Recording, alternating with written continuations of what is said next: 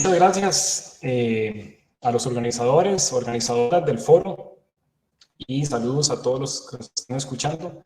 Es un gran honor para mí poder participar en esta actividad tan importante. Les mandamos saludos de Costa Rica. Mi nombre es Mauricio Gutiérrez y vengo en representación del Foro de Confluencia Solidaria, que es un espacio de encuentro de diferentes grupos ciudadanos, ecologistas, feministas, comunitarios, etcétera, con el objetivo de aportar a la construcción de una sociedad más justa, más digna y más solidaria. Y también vengo en representación de la Red de Teoría Monetaria Moderna de Costa Rica. La red de TMM de Costa Rica, bueno, tiene apenas un año de haberse fundado y es uno de varios grupos de confluencia solidaria, y nuestro objetivo es promover una discusión de las ideas de teoría monetaria moderna en Costa Rica, lo que nos parece realmente importantísimo para enfrentar las múltiples crisis que está experimentando nuestro país y la región actualmente, bueno, y que ha experimentado durante varias décadas. Nos parece que las ideas de TMM son cruciales para lograr construir una sociedad más justa y más resiliente y, bueno, ecológicamente más sostenible también. Así que, bueno, fundamos este grupo, un grupo de colegas y yo. Y le quiero mandar un saludo también a nuestros colegas de España y de Latinoamérica, de quienes hemos aprendido mucho. Voy a empezar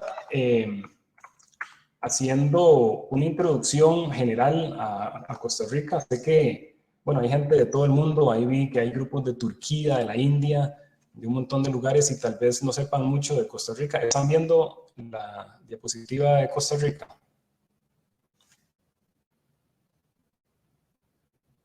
Sí, un mapa. Sí, ok, perfecto.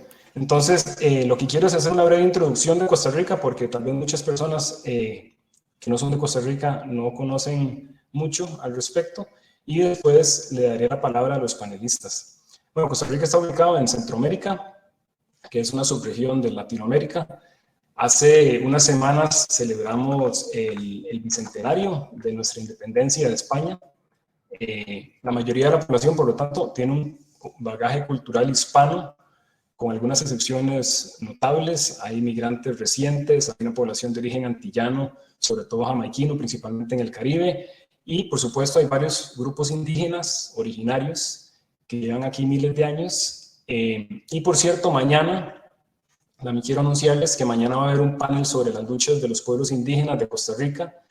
Yo estoy convencido que muchas de las luchas, o casi todas las luchas de los pueblos indígenas originarios, no solo en Latinoamérica, sino en otras partes del mundo, las luchas contra el colonialismo, la desposesión, la explotación, el extractivismo, aunque tal vez han usado un lenguaje un poco diferente al de este foro, yo diría que se pueden enmarcar dentro y tienen que ver mucho con las luchas por la democratización, la desmercantilización y la descontaminación del trabajo.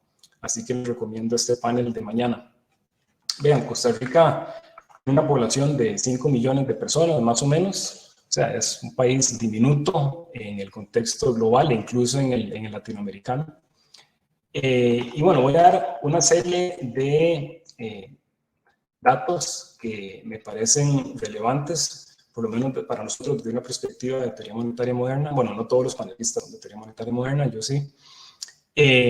Al igual que muchos países del sur global, tenemos un déficit comercial estructural crónico, lo cual es irónico porque desde los 90 le hemos apostado a un modelo de crecimiento basado en las exportaciones. Bueno, por supuesto que tener un déficit comercial no es un mal en sí mismo. El problema es que la naturaleza de las importaciones y exportaciones no es lo más sostenible y la forma en que sostenemos ese déficit comercial no es sostenible. Entonces, aquí lo que estoy mostrando es el balance de cuenta corriente, es decir, el balance comercial más otros flujos como remesas y repatriación de capitales, desde finales de los 90 hasta la actualidad, digamos, de que es muy negativo, salvo algunos periodos. Bueno, las implicaciones de esto también es que nuestro grado de soberanía alimentaria, energética y tecnológica es bastante bajo. En general importamos bueno, productos de alto valor agregado. Importamos también productos esenciales como muchos granos básicos, combustibles. Bueno, de hecho contábamos con un alto grado de soberanía alimentaria en los 80s que hemos ido perdiendo. En términos de soberanía energética o producción local de energía, no estamos tan mal, afortunadamente. Producimos localmente toda nuestra electricidad y lo hacemos de una forma relativamente limpia, usando sobre todo plantas hídricas. Bueno, aunque Dani Villalobos, uno de los panelistas, argumentaría con razón, yo diría que la hidroelectricidad no es en realidad limpia, pero bueno, eso es otro debate. Lo que es cierto es que esto nos ha permitido ahorrarnos mucha importación de combustibles. Sin embargo, para el transporte, que es la mayoría del consumo energético, sí importamos todos los combustibles. Exportamos, con algunas excepciones, productos de bajo valor añadido, como bananos, piña, por ejemplo, y esas excepciones en general, ¿verdad? Los productos de alto valor añadido que sí exportamos tienden a concentrarse en las llamadas zonas francas, que son parques industriales donde el cobro de impuestos es mínimo y donde se asientan sobre todo empresas extranjeras. No sé si uno de los panelistas, pues Paulino, irá a tocar esto, pero bueno, les comento que estas empresas en general dan buenos empleos, bien remunerados para los estándares del país, pero emplean a una fracción muy pequeña de la fuerza de trabajo y los encadenamientos con otros sectores de la economía son bastante escasos. Ok, ¿qué más? Tenemos una deuda pública en monedas extranjeras bastante alta y también hay un endeudamiento privado de familias, digamos, en dólares bastante alto. Es decir, nuestro grado de soberanía monetaria también es relativamente bajo.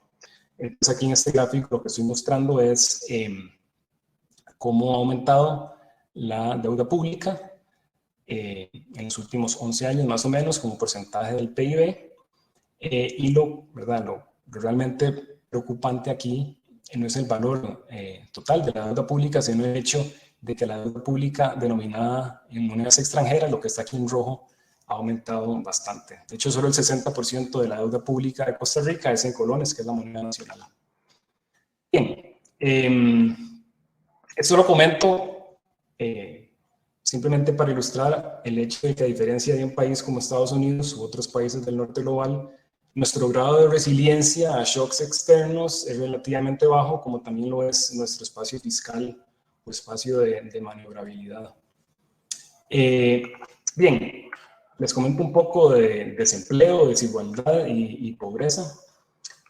Antes de la pandemia, el desempleo ya era alto, no ha sido crónicamente alto, era alrededor del 12% antes de la pandemia y bueno, ha afectado más fuertemente a grupos históricamente desfavorecidos como mujeres, jóvenes y minorías étnicas. Vean que incluso antes de la pandemia el desempleo femenino era del 17% e incluso el de mujeres menores de 25 años era cerca del 40%.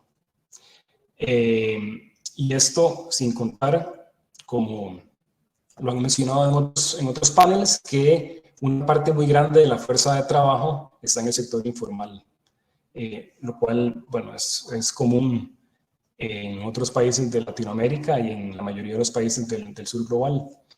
La desigualdad social, que fue bastante baja en los 60s y 70s, ha venido aumentando desde los 80s y ha alcanzado a niveles bastante altos. El coeficiente Gini anda por ahí de 50. Y la pobreza ha estado estancada en 20% más o menos desde los 90s. Bueno, entonces, en ese contexto entra la pandemia y bueno, el desempleo subió en el peor momento de la pandemia, hace poco más de un año, subió 24%, ahora está en 17% más o menos. El desempleo femenino siempre más alto que el general, está en 24%, y el de mujeres jóvenes está en 50%. Eso es una brutalidad. El cuadro completo es aún más sombrío porque muchas personas han salido de la fuerza de trabajo o han pasado al sector informal, incluida la llamada gig economy o economía de plataformas. Ayer hubo un panel muy interesante sobre la gig economy y en él Dina Duval e Isabel Ferreras mencionaron que muchas de las personas involucradas en la gig economy, ¿verdad?, las personas que están trabajando en Uber Eats y todas estas, en Estados Unidos, por lo menos, y en Europa, son minorías étnicas, migrantes,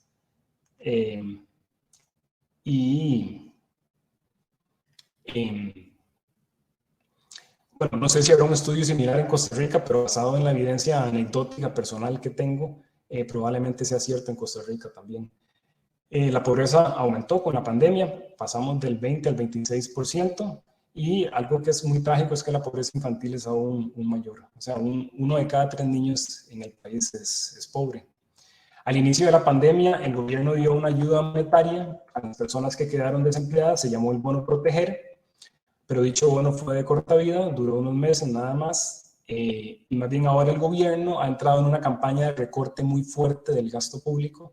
Se están cortando los presupuestos de instituciones importantes, basados en una regla fiscal que se implementó hace un par de años.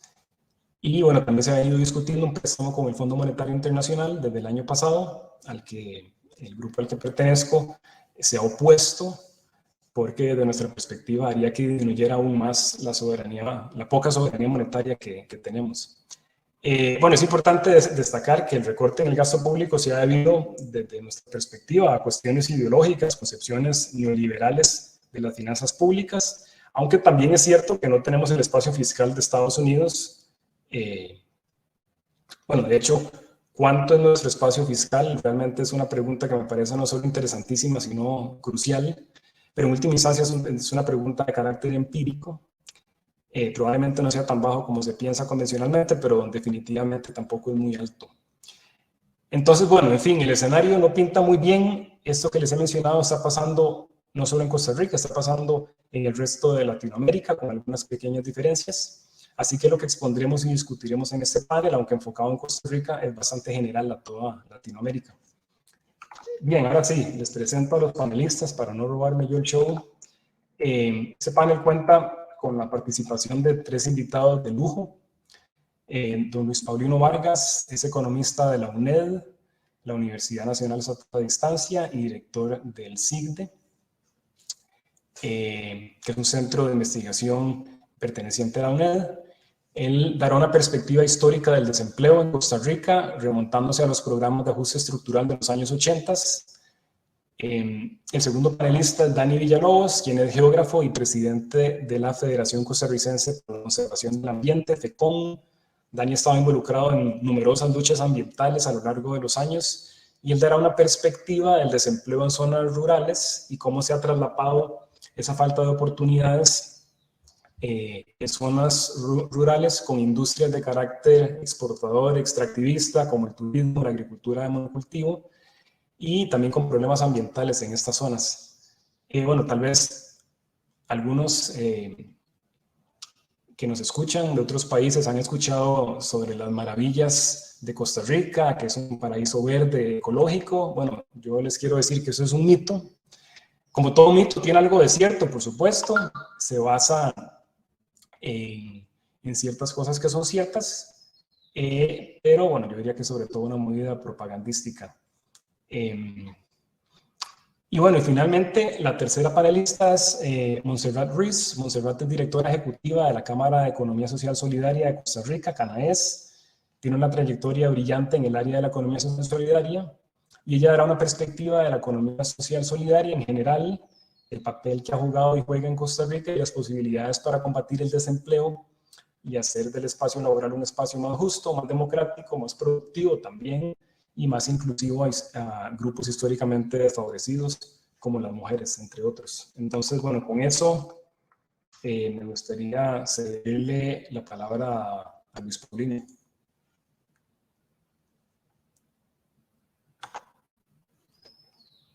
Vamos a ver. Listo.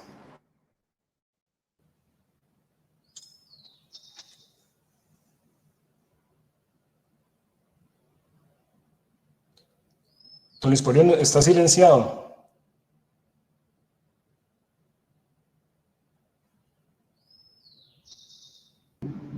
Sí. Listo, Buenas tardes, disculpas, creí que había quitado el mute.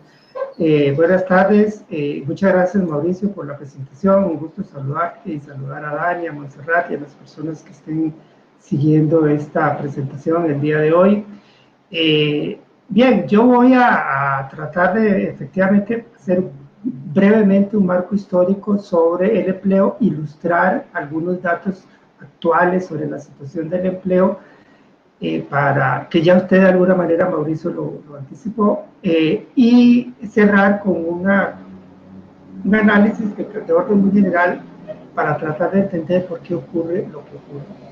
Y tal vez para hacer un antecedente histórico, pues decir que Costa Rica, al igual que gran parte de América Latina, vivió una profunda crisis a inicios de los años 80, lo que usualmente se ha llamado la crisis de la deuda externa latinoamericana. Costa Rica también la sufrió. Incluso en Costa Rica empezó antes que en México, no obstante que usualmente se utiliza a México como el referente para decir que ahí inició la crisis de la deuda.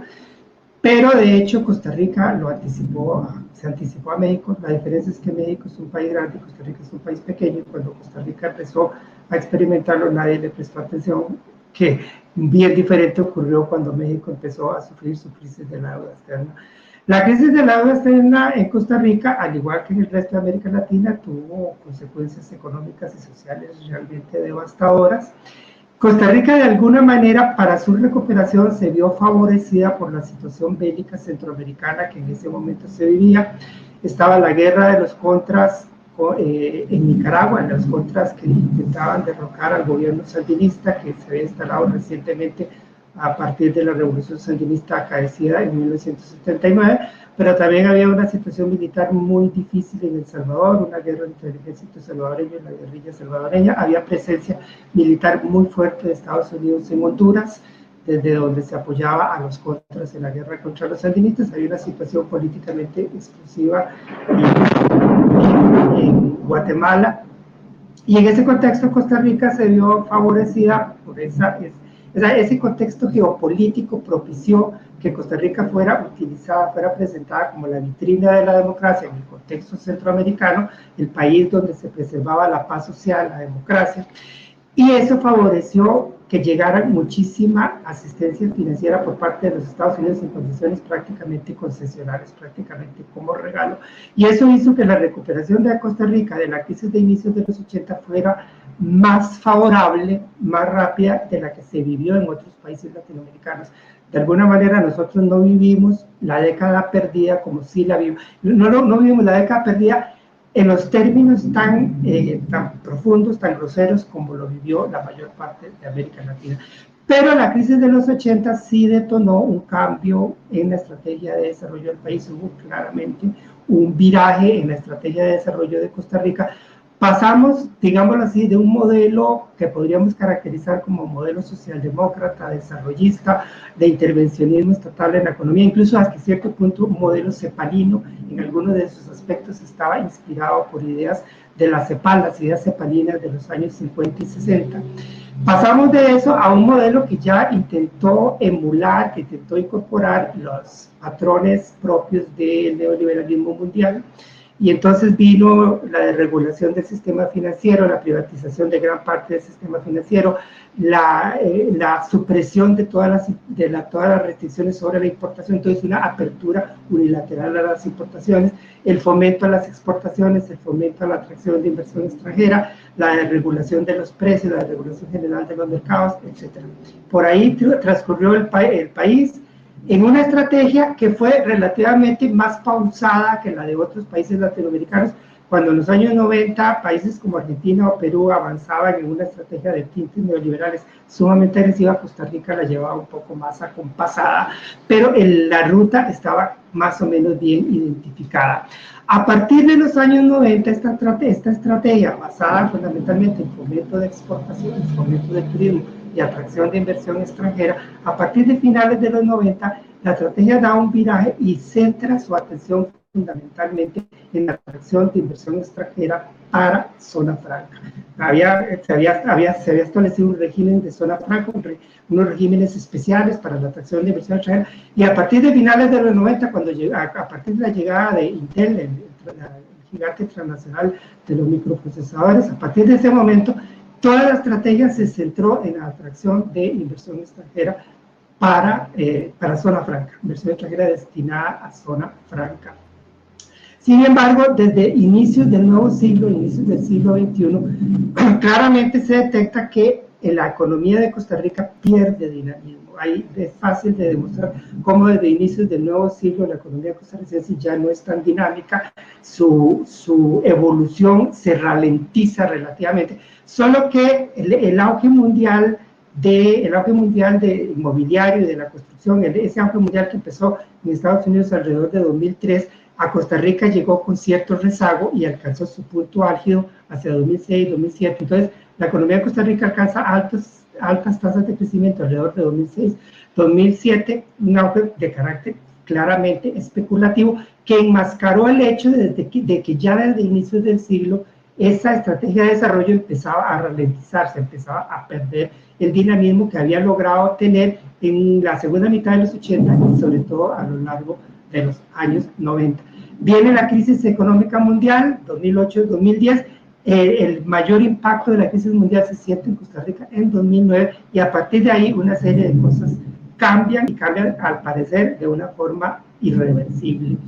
A partir de ahí se genera una situación de desequilibrio fiscal que ha permanecido hasta el día de hoy, no ha habido manera de restablecer una situación fiscal relativamente favorable y eso está teniendo hoy día elevados costos sociales. La estrategia que el gobierno de Carlos Alvarado, la estrategia por la cual el gobierno de Carlos Alvarado ha optado con base en un acuerdo con el Fondo Monetario Internacional está implicando altísimos costos sociales y es incluso dudoso que políticamente eso sea sostenible. Pero bueno, de eso no voy a hablar ahora. Lo que quiero recalcar es que a partir del impacto de la crisis económica mundial, en 2009, que se siente particularmente en Costa Rica, en 2009, hay algunas cosas que cambian y una de las cosas que cambia, aparte de lo fiscal, es el empleo. A partir de en 2009 se duplican las tasas de desempleo a las que traíamos hasta 2008, se duplican así abruptamente las tasas de desempleo y nunca más se vuelven a recuperar. Y ahí es donde yo le pediría a Jus que me ayude con la presentación para que pase aquí a esta filmina, esta imagen que está ahí. Aquí yo muestro el comportamiento de las tasas de desempleo desde 2010 hasta 2020, antes de la pandemia. El último dato son los datos últimos de febrero 2020, antes de que empezaran a sentirse los efectos de la pandemia. Lo que quiero ilustrar es que después de 2009 las tasas de desempleo, en 2009, cuando digo la tasa de desempleo en 2009 se duplica, es que pasa del 4 al 8%. Una cosa así, de 2008 estábamos con una tasa de desempleo del 4, 2009 se nos brinca al 8. Y de ahí en adelante nunca más baja. A lo largo de todos estos 10 años, desde 2010 hasta 2020, las tasas de desempleo más bajas que se han llegado a registrar son 8,2 y 8,3, como ahí las indiqué, con tasas de desempleo que frecuentemente andaban en los alrededores del 10% y con una tendencia a agravarse el desempleo hacia el final de este periodo. Ya hacia 2018, 2019, poquito antes de la pandemia, estamos con tasas de desempleo en el 11 y por momentos arriba del 12%. Pasemos a la que sigue. Con el COVID-19, ya con la pandemia, las tasas de desempleo se nos van arriba abruptamente. Estábamos en 12%, poquito más de 12% inmediatamente antes del COVID-19. Hacia junio de 2020 las tasas de desempleo se nos van arriba del 24% y luego ha habido una recuperación, pero una recuperación muy lenta, muy insatisfactoria, y todavía el dato más reciente correspondiente al mes de agosto es una tasa de desempleo del 16,4%. Pasamos a la otra. Aquí lo que quiero que se observe es cómo la cantidad de puestos de trabajo se recupera lentamente. Desde un máximo de 2.227.000 puestos de trabajo que había inmediatamente antes de la pandemia, a un mínimo de 1.723.000 en la fase más álgida de la crisis asociada al COVID-19. Y ahorita estamos, en el dato más reciente, en 2.047.000, estamos alrededor de 200.000 puestos de trabajo menos de los que había antes de la pandemia, en un proceso de recuperación que ha sido sumamente lento y que mantiene, y como ya lo acababa de indicar, de ilustrar yo, una tasa de desempleo sumamente elevada. Pasemos a la que sigue. Estos altos niveles de desempleo se caracterizan además por grandes asimetrías. Hay grandes asimetrías si uno lo observa por género, hay grandes asimetrías si uno lo observa por edad. La tasa de desempleo general es 16,4%, para los hombres está en 12,8%, para las mujeres está en prácticamente 22%, para las personas jóvenes en 40 y tanto por ciento, y como dijo Mauricio, para las mujeres jóvenes de menos de 25 años está cercano al 50%. Entonces, digámoslo, aquí lo que podemos recuperar es observar cómo la economía costarricense viene manifestando desde ya a lo largo de un periodo sumamente largo de más de una década, arrancando en 2009, viene manifestando desde ahí una tremenda incapacidad para generar la cantidad de empleos que la población requiere, pero dentro de esa tremenda incapacidad para generar esos empleos hay además clarísimas asimetrías, clarísimas inequidades, donde las mujeres salen claramente perjudicadas, donde las personas jóvenes salen claramente perjudicadas, pero como quiero que se vea en la filmina que sigue, que por favor me la pasa, Just, en la filmina que sigue, hay también un problema grave para las personas mayores de 60 años. Las personas mayores de 60 años que participan en los mercados laborales, que es relativamente un segmento relativamente pequeño de las personas mayores, por razones comprensibles, en virtud de su edad, pero resulta que las personas que participan en el mercado laboral, personas de más de 60 años, en su enorme mayoría están en la informalidad laboral. El dato global es 73 y resto por ciento, con 71,7% de informalidad laboral en el caso de las mujeres de más de 60 años y 72,8% de informalidad laboral en el caso de los hombres de más de 60 años. O sea, las personas mayores que intentan ganarse la vida, poder tener un ingreso adicional, en muchos casos probablemente son personas jubiladas con pensiones muy modestas, que entonces necesitan trabajar para poder sostener su subsistencia, están prácticamente condenadas a hacerlo en la informalidad laboral. Pasemos a la que sigue. Pero es que además Costa Rica tiene un grave problema en términos de las tasas de ocupación y las tasas de participación. No puse aquí los datos de tasas de participación, pero puedo hacer la referencia. Entendiendo por tasa de participación el porcentaje de las personas en edad de trabajar que participan en los mercados laborales. Participan bien porque están ocupadas, tienen una ocupación remunerada fuera de su hogar, o porque están en busca de esa ocupación remunerada y entonces aparecen como, pero no la tienen y por lo tanto aparecen como desempleadas. Así entendía la tasa de participación, tenemos tasas de participación muy bajas y particularmente bajas entre las mujeres de apenas el 48%. Y la tasa de ocupación, que es a lo que se refiere este gráfico que comparto ahí, tiene que ver con el porcentaje de las personas en edad de trabajar que tienen una ocupación remunerada, que en el dato más reciente para agosto aparece con una con una ocupación remunerada fuera de su hogar. En el total es el 50%, o sea, apenas la mitad de la población en edad de trabajar en Costa Rica tiene una ocupación remunerada, con un 63% entre el caso de los hombres y una cifra tremendamente baja del 37%, 37.9% en el caso de las mujeres. Clarísimamente hay un déficit que la sociedad y la economía costarricense está acumulando en términos de las oportunidades laborales remuneradas fuera del hogar para las mujeres. Es que no solamente las tasas de desempleo son mucho más altas entre las mujeres y las tasas de subempleo, que no las he puesto aquí, también son mucho más altas entre las mujeres, pero es que además la participación de las mujeres en trabajos remunerados fuera de su casa es muy baja. O sea, la posibilidad de una mujer para salir de su casa y conseguir trabajo remunerado es muy baja. Ahí influyen una serie de condiciones que yo no podría analizar aquí. Una de esas condiciones tiene clarísimamente que ver con el tema de cuidado, del hecho de que las mujeres siguen teniendo que siguen teniendo que ser las que se hagan responsables del cuidado de niños y niñas pequeños, de personas enfermas, de personas mayores, pero incluso de personas adultas que están con buena salud, pero a las cuales ellas tienen que cuidar como su propio esposo. En nuestra sociedad patriarcal así funciona, ¿verdad? Y bueno, este es uno de los factores, entre otros, en un país donde la infraestructura de cuidado, o sea, la capacidad instalada, la institucionalidad que apoyaría en los cuidados, sigue siendo tremendamente limitada y donde la inversión para el cuidado hoy día está tremendamente restringida precisamente por los acuerdos establecidos con el Fondo Monetario Internacional y todas las restricciones que esto está imponiendo, sobre todo la llamada regla fiscal. Entonces ahí claramente reafirmamos cómo hay estas asimetrías y cómo esas asimetrías no solo se manifiestan en las tasas de desempleo, sino se manifiestan en la dificultad tremenda de las mujeres para poder incorporarse a los mercados laborales. Pasemos a la que sigue. Ahora, también hay una proporción importante de personas que no tienen seguro. O sea, el seguro está asociado a la condición de tener o no tener trabajo. Para poder tener acceso al seguro hay que tener un trabajo remunerado fuera de la casa.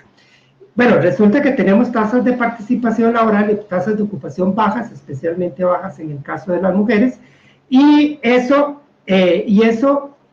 se combina con el hecho de que una porción importante de la población no tiene seguro. El 30,7% en el dato general, el 29%, digamos, en el caso de los hombres, y cerca del 34% en el caso de las mujeres están sin seguro. O sea, de una proporción relativamente pequeña de la población, que es la que tiene trabajo remunerado, resulta que una parte importante de esa gente no tiene seguro social. Pasemos a la que sigue.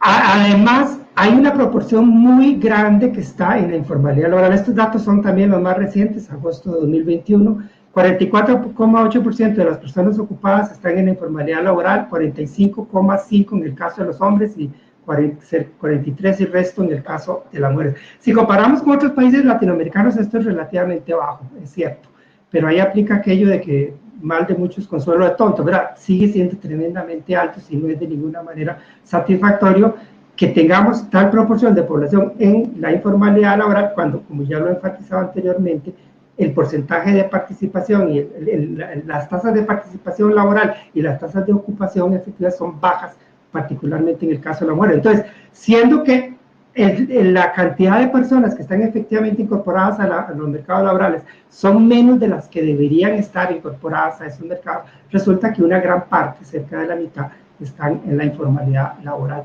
Pasamos a la otra. Bueno, ahí terminaba. Esa era, digamos, la radiografía que yo quería ofrecer un poquito para ilustrar la problemática que se nos presenta. Yo sé que ya casi se me acaba el tiempo.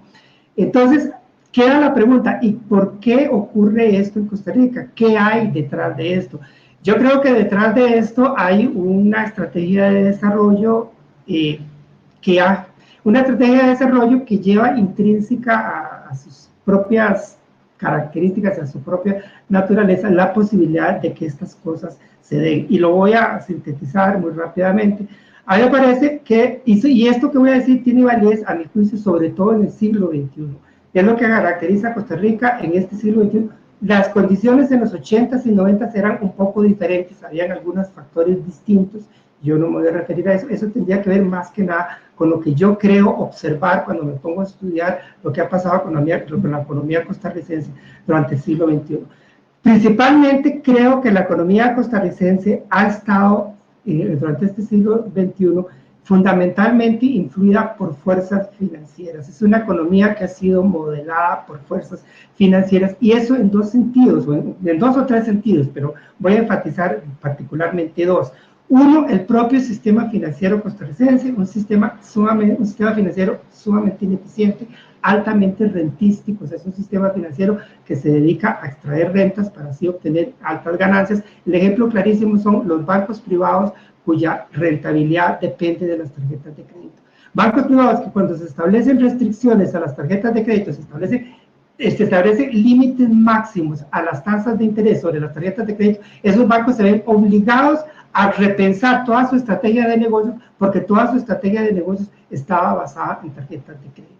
Un sistema financiero que funciona de esta forma, que ha abandonado, que además se basa en la deuda de hogares, fundamentalmente durante este siglo XXI, el crédito ha estado orientado a hogares, a personas, familias, a hogares, a través del consumo y a través de la vivienda, y no crédito a la producción. El crédito para la producción ha pasado a un segundísimo plano, muy detrás del crédito para hogares y en personas.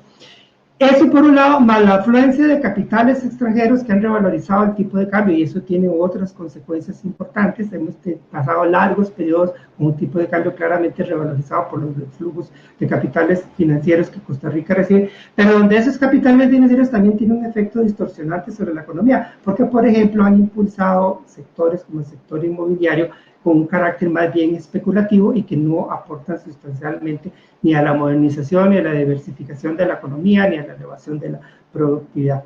Pero además de estos factores, a estas fuerzas financieras que me parece que han modelado mucho y de alguna manera han deformado mucho la economía costarricense durante este periodo, hay que recalcar los énfasis de la estrategia económica centrada, como yo lo mencioné antes, en la atracción de capital extranjero para zonas francas con abandono del mercado interno y con abandono de sectores amplísimos de los cuales depende cerca del 95% del empleo total de la economía, que son sectores en su mayoría orientados al mercado interno que han sido dejados completamente de la mano por las políticas públicas. Eso ha dado lugar a una dualización estructural de la economía clarísima, con zonas francas altamente dinámicas y el resto de la economía completamente rezagado, con el agravante de que ese resto de la economía es el que provee cerca del 95% del empleo, y al rezagarse este sector, eso nos ayuda a entender por qué vemos estos fenómenos de precarización, de informalidad laboral, de carencia de suficientes empleos, de altas tasas de desempleo y subempleo, etcétera. Y tenemos enormes rezagos que se arrastran de la crisis de los años 80 en el campo de la inversión pública, lo cual ha determinado que ha influido decisivamente en que nuestra economía tenga problemas gravísimos de baja productividad, y en un contexto capitalista como este, entonces de baja competitividad, lo cual también está afectando las situaciones del empleo. A lo cual habría que sumar la laxísima regulación en materia laboral en Costa Rica, la permisividad institucional, en este caso del Ministerio de Trabajo, que sería el encargado de velar por el cumplimiento de los derechos laborales y no lo logra cumplir satisfactoriamente. Y finalmente la realidad de la represión sindical, de la imposibilidad de una organización sindical independiente, sobre todo en el sector privado. Y finalmente de todo esto, la falta de calidad del empleo, la carencia de empleo, la precarización laboral. Y con eso termino. Muchas gracias. Buenas tardes. Muchas gracias, don Luis Paulino. ¿Me escuchan bien? Sí. Antes de darle la palabra a Dani, yo quería hacer una pregunta. Sí, creo que la podemos hacer ahora. Nos pregunta Stuart Medina. Bueno, son dos preguntas que voy a condensar en una. Básicamente, si existe un cuestionamiento de la política de desarrollo basada en zonas francas por parte, bueno, en algún sector del gobierno o de la sociedad civil, o si todavía se sigue considerándose como un modelo viable y exitoso. Supongo que es una pregunta para don Luis Paulino. Bueno, ¿cómo se llama la persona que hizo la pregunta, Mauricio? Stuart. Bueno, Stuart, lo que yo podría decir es que algunos sectores formulamos cuestionamientos, como yo lo he hecho aquí en esta presentación brevemente, pero en Costa Rica el asunto de las zonas francas es una especie de teología, ¿verdad? Es una cosa, un tótem sagrado que es imposible tocarlo. Hay intereses poderosísimos que respaldan ese modelo de zonas francas. Usted habla de zonas francas y se arriesga que lo lleven a una hoguera y lo quemen, ¿verdad? Es muy difícil. O sea, en las circunstancias políticas actuales de Costa Rica, con las relaciones de poder que hoy rigen en Costa Rica y con la ideología que hoy generalmente se difunde en Costa Rica por parte de los medios de comunicación y en general los sectores de más poder, el cuestionamiento de las zonas francas se vuelve dificilísimo. Más bien, la idea de establecer un impuesto uniforme a nivel mundial, que la ha impulsado el propio presidente Biden, nos cae como maná del cielo, porque eso nos ayuda a decir, vean, hasta el presidente de los Estados Unidos lo está proponiendo. ¿Cómo es posible que en Costa Rica no hagamos algo similar si el propio Joe Biden y algunos otros líderes mundiales lo están diciendo? Pero ese tipo de cosas en Costa Rica son tremendamente difíciles de poder plantear. Muchas gracias. Bueno, ahora sí, le cedemos la palabra a Dani Villalobos. Gracias, Mauricio. Dame un segundo y...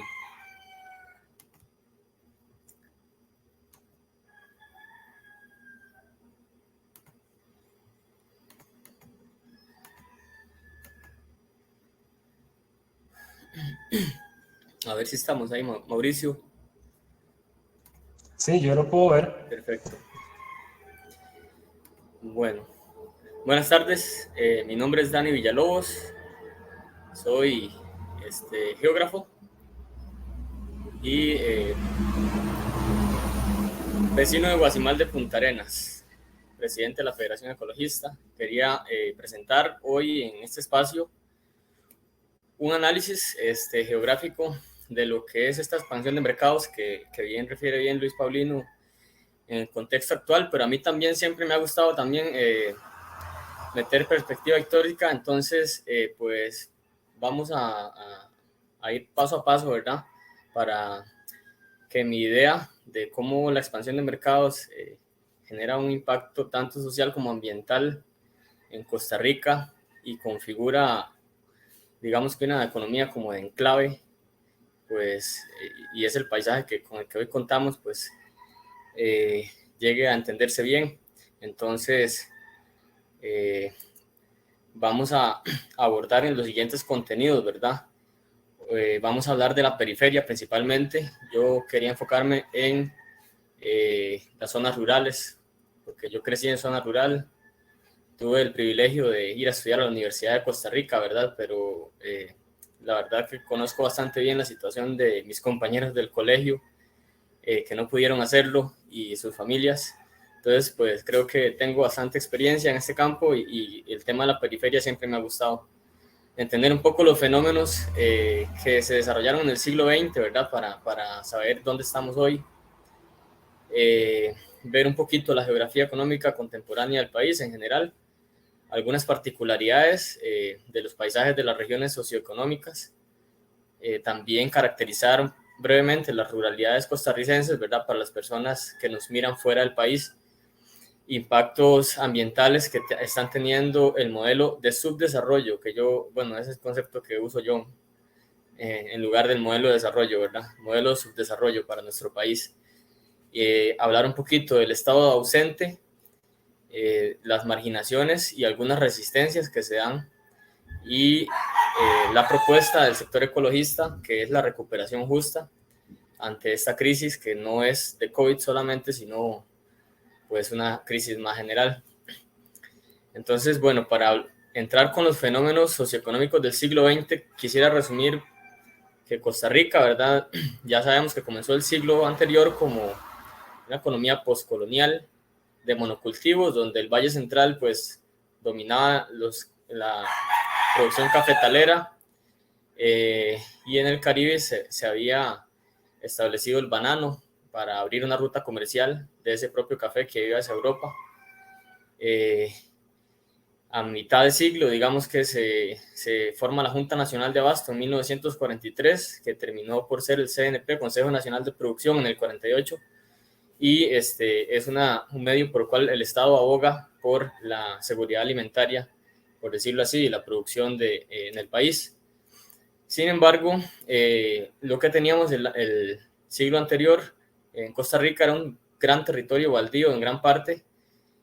Bueno, está entre comillas, ¿verdad? No estamos negando la existencia de muchos pueblos indígenas y probablemente familias campesinas dispersas en el territorio, pero así a mitad de siglo podíamos hablar de principalmente un Caribe y un centro más habitado y con fenómenos de expansión hacia la ruralidad que venían desde el centro, como por ejemplo la construcción de ruta interamericana que atravesó el país, ¿verdad? De norte a sur, y la política del Instituto de Tierras y Colonización, el ITCO, que se creó en 1961, que incentivó la expansión campesina, digamos, hacia las periferias del país, no controladas por la mano humana, y donde se dio una deforestación generalizada de los bosques y pues muchos fenómenos que ni siquiera están escritos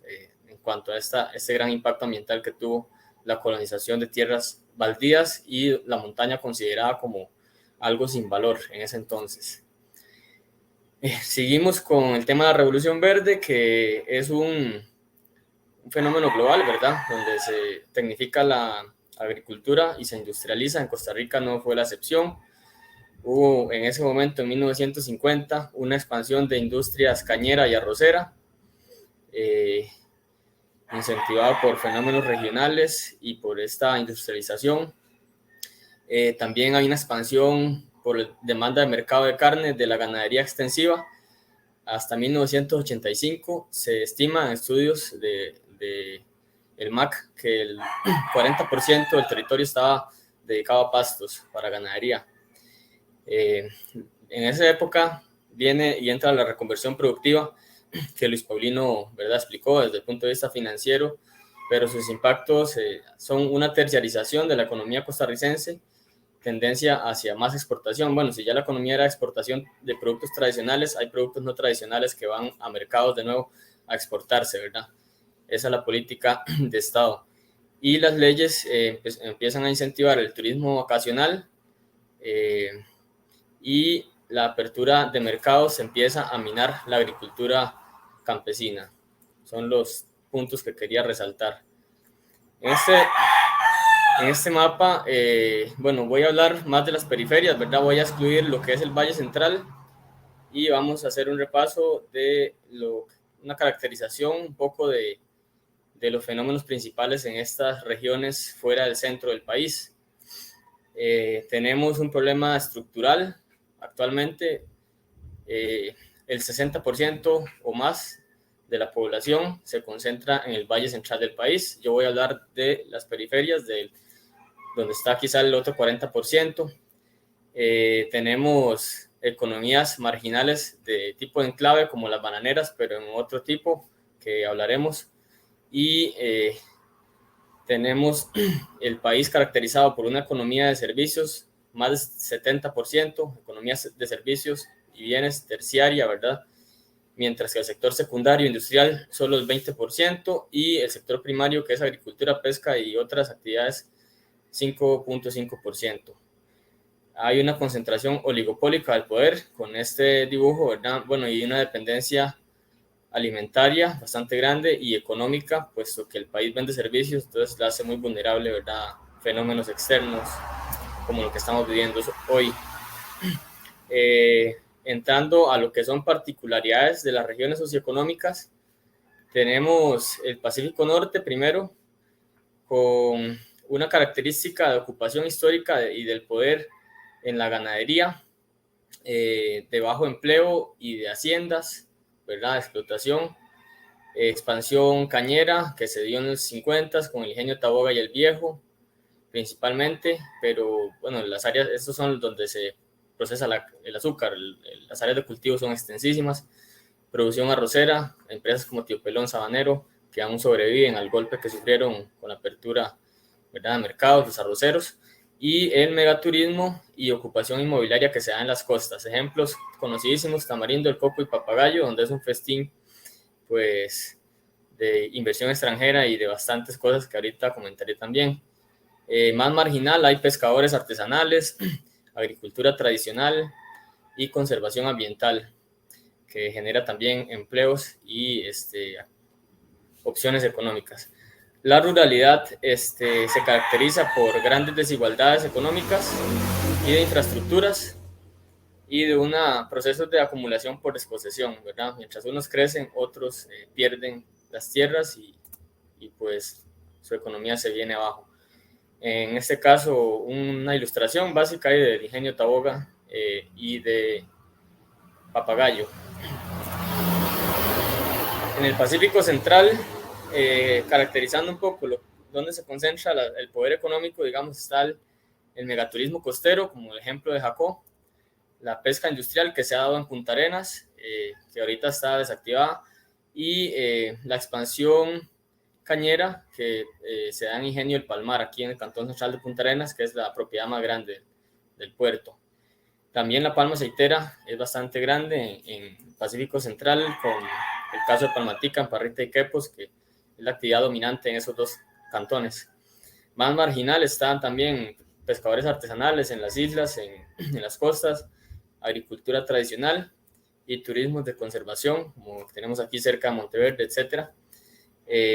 Y otras iniciativas rurales. En la ruralidad, culturas costeñas, isleñas, ganaderas, mayor crecimiento de la pobreza se dio en todas las regiones durante el año 2020 por el impacto de la crisis del COVID. Es la que más ha crecido, está por encima del 30% la pobreza. Aquí una foto de Palmatica, de una cancha en Parrita.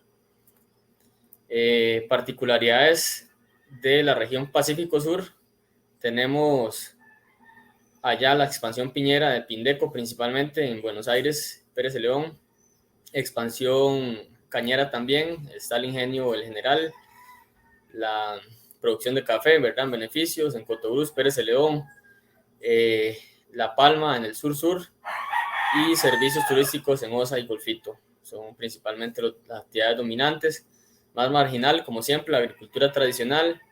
Hay una recuperación campesina y de cooperativas por el abandono de la industria bananera en 1984 en Palmar de Osa también. Es destacable.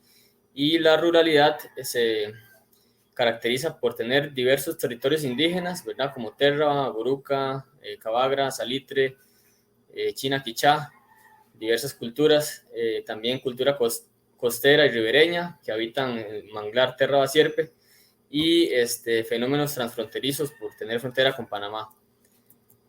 Ahí tenemos una imagen de Pindeco en Buenos Aires. Particularidades de las regiones en el Caribe. Voy a destacar la bananera, que eso es histórico, y los platanales, que están más que todo en el Valle de Talamanca, territorios indígenas. La expansión piñera se da en Siquirres, en Guásimo y Pocosí, y en Sarapiquí también. Y hay también una caracterización industrial y portuaria, sobre todo en el área de influencia de Limón. Más marginal, destaqué aquí la agricultura tradicional y servicios turísticos y ambientales que se dan, por ejemplo, en Barra del Colorado, en el Caribe Sur, Cahuita, Puerto Viejo, que tienen que ver con refugios de vida silvestre o parques nacionales, por eso es que son servicios turísticos y ambientales. Y en el caso de la ruralidad, podríamos decir que el Caribe es una región de gran riqueza cultural, hay muchas afrodescendencias y pueblos indígenas, migraciones campesinas y dinámicas comerciales y transfronterizas que se dan también por estar con la frontera con Panamá y también con Nicaragua al norte, y tener los puertos. Ahí tenemos, destaqué principalmente una foto de lo que son la producción bananera, ¿verdad? Más tradicional en el Caribe. Y ahora voy a la región norte, donde destaco la expansión piñera. Aquí sí estamos hablando, si ven Buenos Aires en el sur es un cantón bien piñero. En la región norte está quizá la concentración mayor, la expansión mayor en los últimos años, principalmente en el cantón de San Carlos. El distrito de Pital de San Carlos es el que tiene más piña en todo el país, ¿verdad? Casi todo el distrito está cargado de piña. También hay naranjales fuertemente en Cantón Los Chiles y Upala, que son fronterizos, Guatuso. Y hay un mercado de raíces para exportación, yuca, ñampí principalmente, y también ganadería tradicionalmente, ¿verdad? Aparte, de unas... Yo no lo metería en la economía porque no sé cuánto generan, al menos no tiene tanto mano de obra, lo que es la expansión hidroeléctrica que hubo en muchos ríos de la zona norte, que también hemos mapeado por allá, pero no lo voy a entrar ahí. Lo que es la economía más marginal, igualmente las agriculturas tradicionales, los servicios turísticos y ambientales, pues existen, por ejemplo, Fortuna, es el que ha crecido más, pero son actividades más marginales que se concentran más particular en lugares más puntuales. La ruralidad se caracteriza por los fenómenos migratorios, principalmente por la frontera norte con Nicaragua, alta dependencia de las exportaciones, ¿verdad? Como vemos en las actividades, y mucha dispersión territorial. Es una región bastante grande. San Carlos es el cantón más grande del país, de hecho, y las poblaciones bastante dispersas. Entonces son características de esta ruralidad norteña que, bueno, dominan los paisajes principalmente piñeros en los últimos años. Ahora hemos repasado un poco lo que es la periferia. Voy a entonces hablar de los impactos ambientales, del modelo de subdesarrollo general, concentración de tierras y desgaste de suelos, uso intensivo de agroquímicos, donde Costa Rica es el país que destacaba con mayor consumo a nivel mundial hace unos pocos años, por la propia FAO.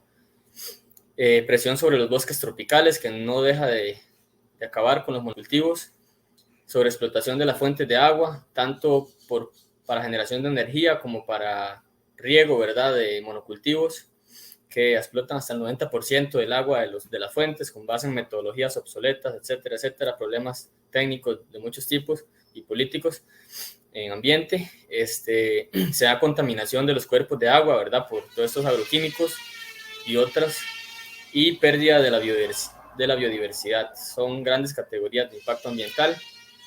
Aquí tenemos ríos que hemos tenido que ver secos aquí en Punta Arenas, el río Guasimal, que por ahí es el cauce y pasaría normalmente, pero bueno, estaba siendo utilizado para riego de sorgo, algodón y piñeras, ahí en Chomes de Punta Arenas.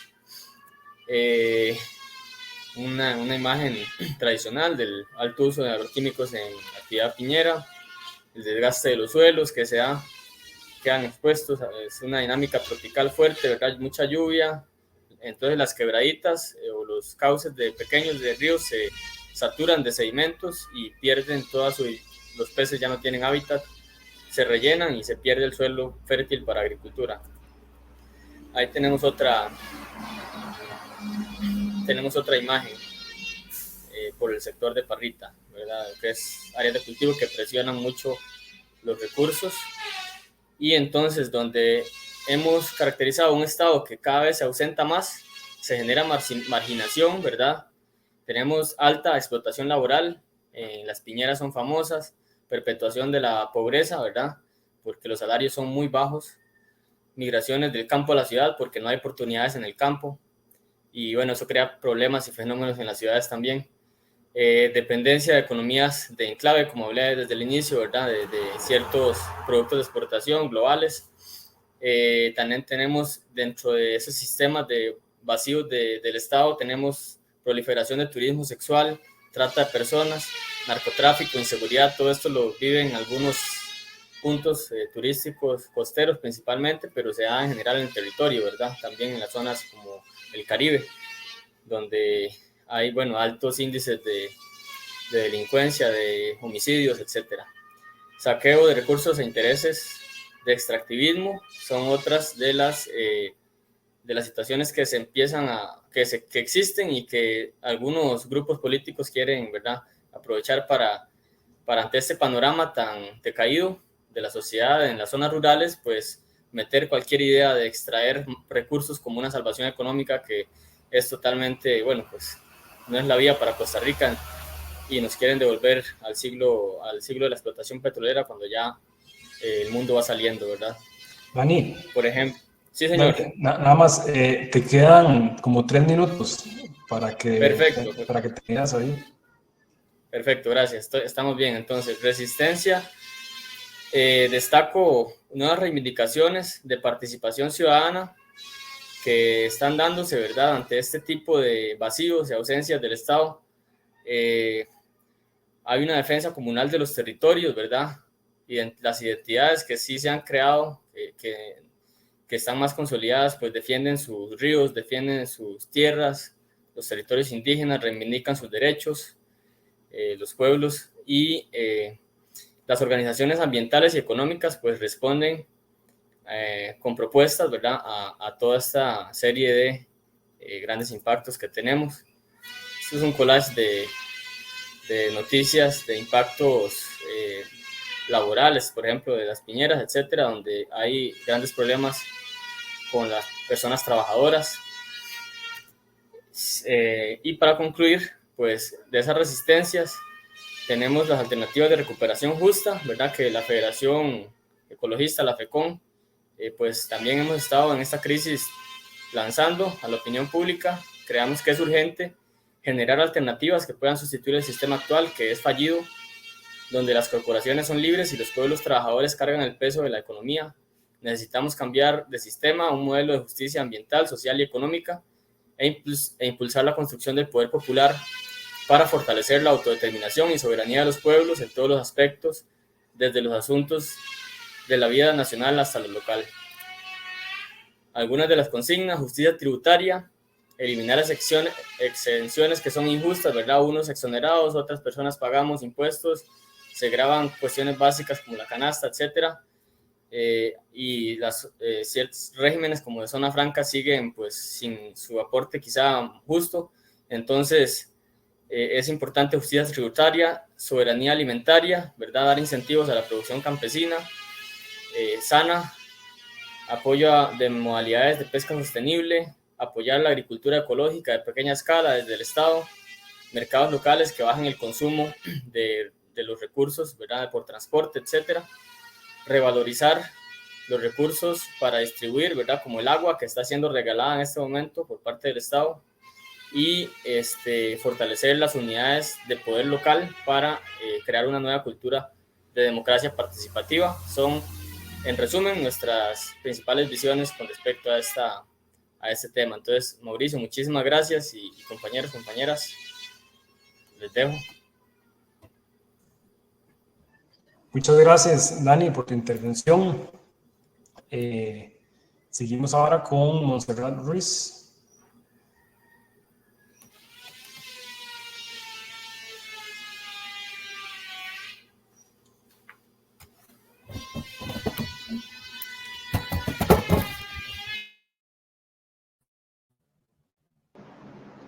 Montserrat, estás en silencio.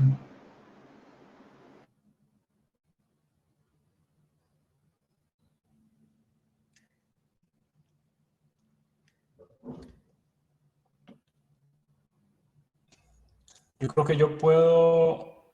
Ah, no, creo que... Montserrat, vuelve a salir y vuelve a entrar.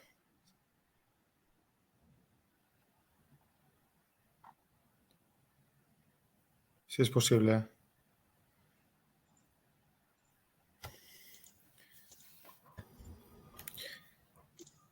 Si quieres te puedo expulsar yo y vuelves y pides otra vez entrar, ¿de acuerdo?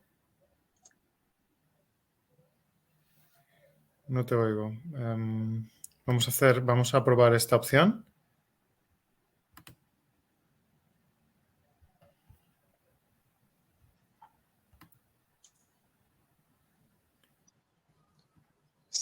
¿Sigue en la lista? Sí, Pues sí, entonces simplemente, lista, Montserrat, si nos oyes, vuelve a pedir la entrada.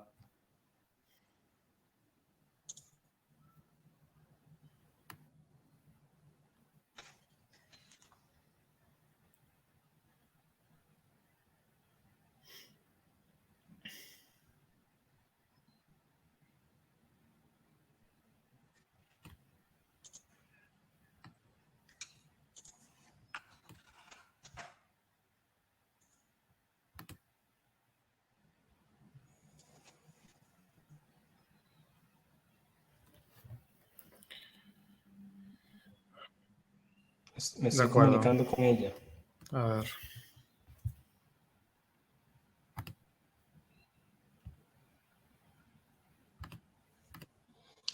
Bueno, mientras arreglamos estos problemas técnicos, yo les quiero plantear una pregunta que se está cayendo.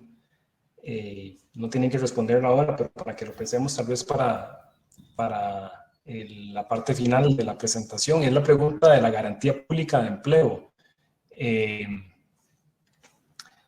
una pregunta, bueno, que definitivamente quiero tocar. Es uno de los planteamientos centrales de varios grupos progresistas en el mundo, incluida una de las organizadoras del foro, Paulina Cherñeva. Y a mí me gustaría que reflexionemos cómo sería una garantía pública de empleo aquí en Costa Rica. Dani hablaba de agricultura ecológica de pequeña escala, de pesca sostenible, de soberanía alimentaria. Y bueno, para mí es clarísimo que hay una garantía pública de empleo, calzaría como anillo al dedo. Entonces, bueno, me gustaría que reflexionemos sobre eso.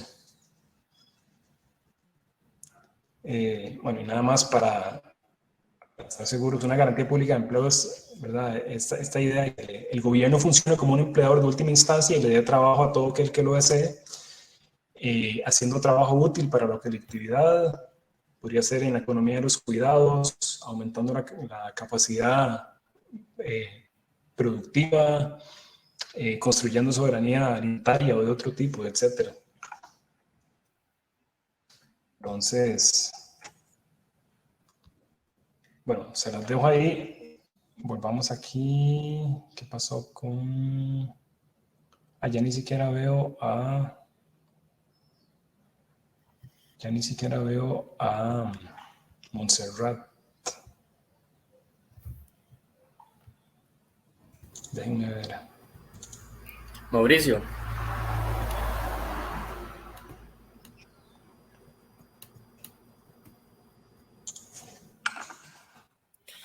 Si quieres, Mauricio, yo puedo continuar intentando arreglar la cuestión y si queréis vosotros continuar discutiendo.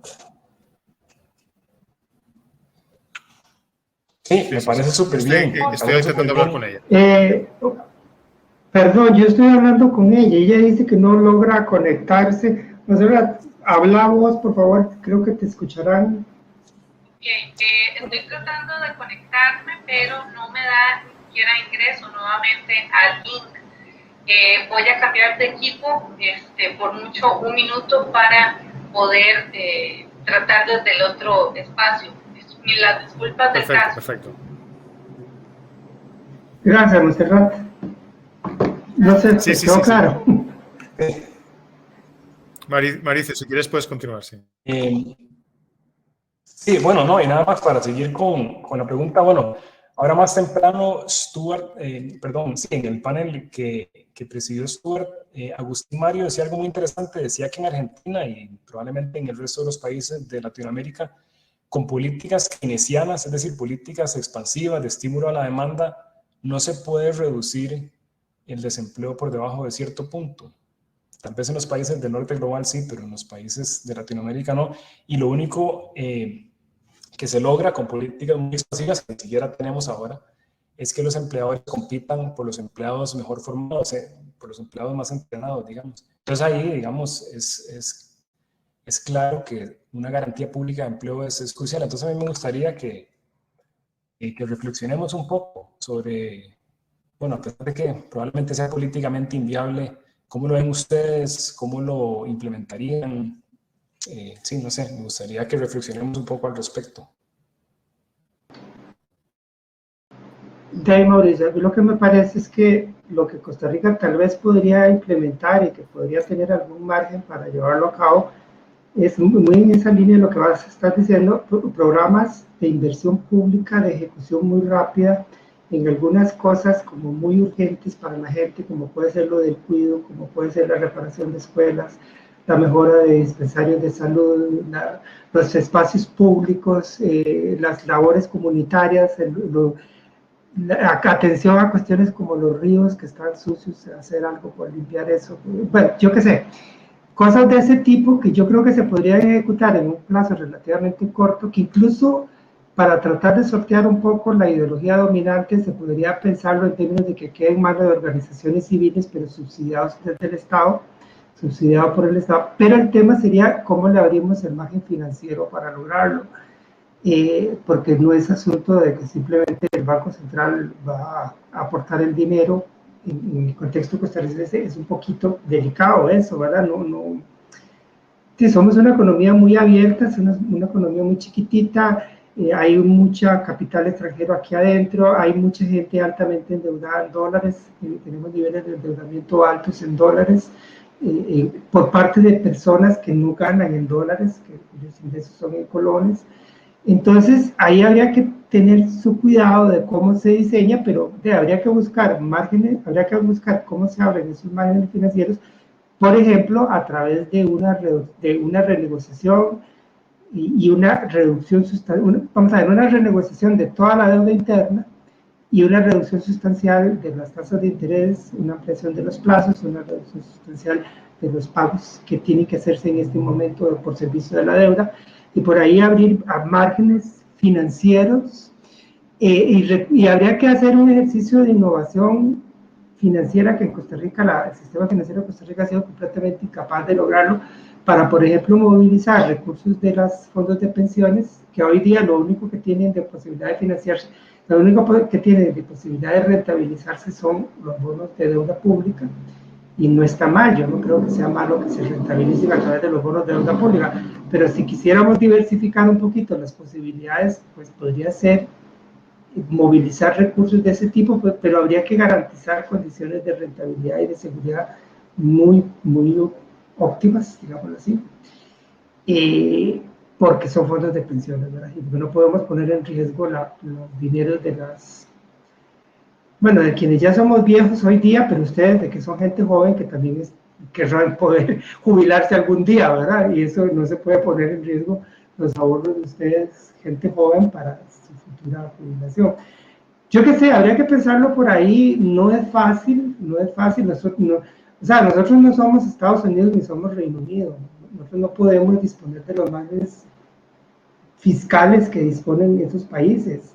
Si por desgracia las calificadoras internacionales empiezan a bajarnos la calificación, aunque por desgracia se ha incrementado la parte de deuda externa en moneda extranjera, incluso la parte de deuda interna que está en moneda extranjera, entonces eso nos hace más vulnerables. Y ese tipo de cosas no podemos ignorarlas, siendo un paísecito cuya economía depende mucho de importaciones, porque las importaciones no son solamente para consumir, sino que mucho del sistema productivo depende de las importaciones. Si las importaciones se bloquea el sistema productivo. Y entonces, pues hay que tener cuidado, porque si se nos despapaya el tipo de cambio, sería problemático, ¿verdad? Entonces hay que jugar un poquito, creo yo, ¿verdad? Un poquito de equilibrio de cuerda floja para abrirnos márgenes de maniobra, para hacer las cosas que urge hacer, es urgentísimo hacerlas, sin que corramos esos otros riesgos que no podemos dejar de tener en cuenta. Pero bueno, todo esto que estoy diciendo es como pensando en voz alta, ¿verdad? Es exactamente pensamiento en voz alta. Listo, ya llegó Monserrat. Por fin, muchísimas gracias y mil disculpas, de verdad tuve que cambiar hasta de equipo, así que discúlpenme. Aquí en la ruralidad, diría Dani, también tenemos un factor determinante con respecto a las conexiones y demás, así que disculpen a los compañeros y compañeras que nos estaban pues esperando. Muchísimas gracias. Voy a compartir pantalla.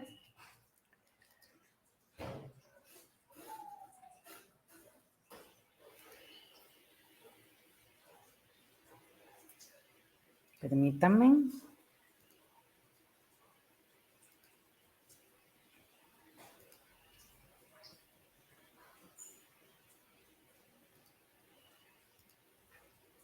Me comunican si lo pueden, si están visibilizando, si le están visualizando, perdón, la pantalla.